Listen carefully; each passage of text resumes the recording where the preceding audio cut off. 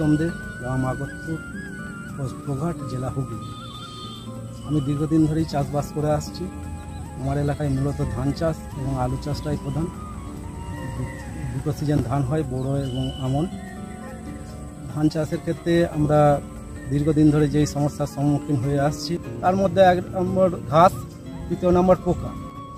ঘাসের সমস্যার সমাধান হয়ে গেছে, নবিক সিড যে প্রোডাক্ট ব্যবহার করছি, ভালো রেজাল্ট দিচ্ছে। আর যেটা সমস্যা আমাদের কাছে মেনলি আছে শোষক এবং মাজরা। শোষকের ক্ষেত্রে তো পেক্সানাল ছিলই, কিন্তু মাজরার ক্ষেত্রে বাজার চলতি যেসব ওষুধ আছে পেক্সানালের সঙ্গে মিশিয়ে ব্যবহার করতে হচ্ছিল। আমার জমিতে ডেমনস্ট্রেশন হয়েছিল ডেলাডেক্সিন বলে একটা প্রোডাক্ট। আমার জমিটাকে 3টে ভাগে ভাগ করা হয়েছিল। একটাতে আমার মতন করে আমি ট্যাঙ্ক মিক্সড ওষুধ দিয়েছিলাম, আর একটাতে কিছুই দেওয়া হয়নি।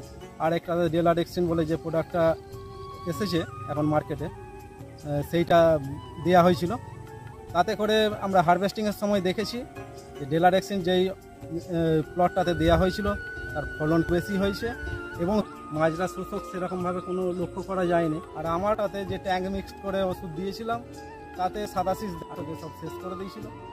আমাদের যেটা সমস্যা ছিল যে একবার মাজরার ওষুধ একবার শোষকের ওষুধ যাতে করে সময় চলে যাচ্ছিল, টাইমে দিতে পারছিলাম না, সেই সমস্যার সমাধান হয়েছে এবং ভালো রেজাল্ট পাওয়া গেছে।